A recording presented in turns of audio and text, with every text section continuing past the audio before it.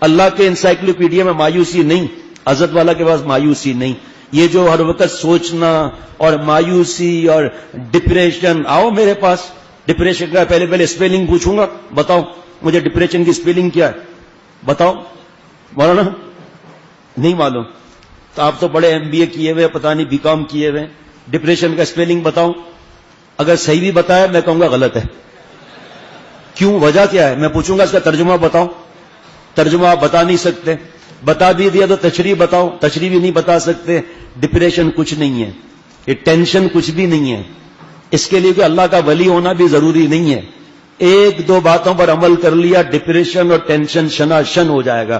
یہ سب ہم نے اپنا لایا ہوا ہے. بیٹھے ہوئے سوچ رہے ہیں اکیلے میں،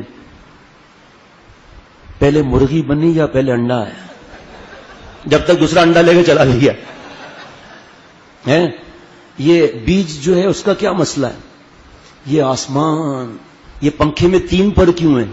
تو کتنے پر چاہیے تجھے بھائی؟ تو ایڈ کروا لے اس میں. اور ہر وقت سوچ میں ڈوبے ہوئے ہیں، میرے بعد گھر کا کیا ہوگا، اور پھر جو ہے بیوی کا کیا ہوگا، پھر یہ پنکھا ٹوٹ گیا، اگر چلتے چلتے ایک پر آ کر مجھے لگ گیا تو پھر کیا ہوگا.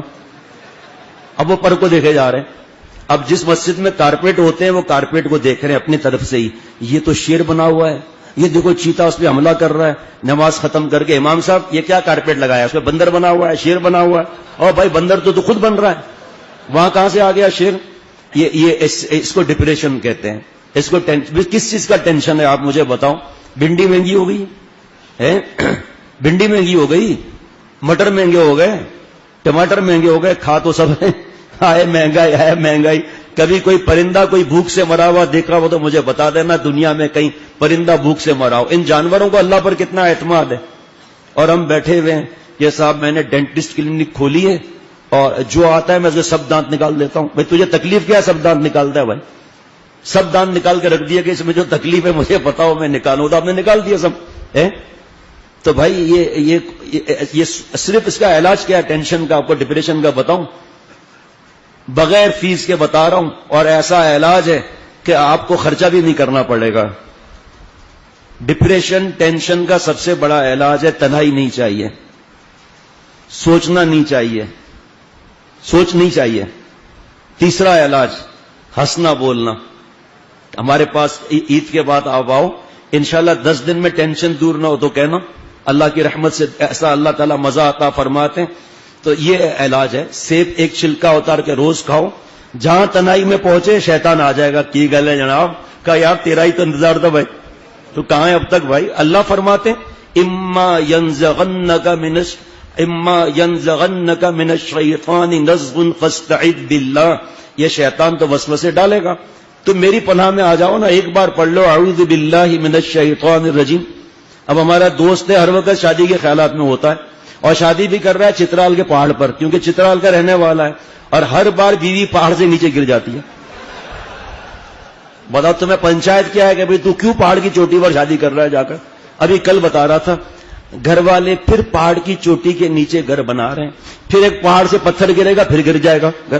اور تو یہاں بیٹھا سوچ رہا ہے جا پھر چترال جا کر. ایسی سوچوں میں ظاہری بات ہے تو ٹینشن ڈپریشن تو آئے گا. اللہ تعالیٰ سے رابطہ مضبوط ہونا چاہیے.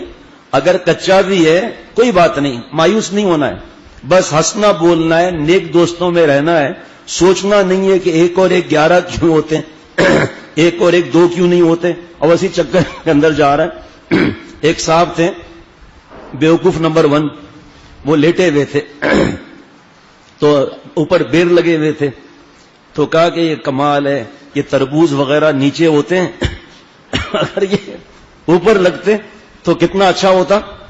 تو ایک بیر آ کر دھڑ سے سر پر لگا، آسمان کی طرف دیکھ کر کہا اچھا ہے تربوز اوپر نہیں لگا تھا. بیوقوف آدمی یہ سوچنے والے پھر ایڈوانس میں چلے جاتے ہیں آگے. اماں مجھ سے محبت نہیں کرتی تو کیا انڈے سے محبت کرتی ہے؟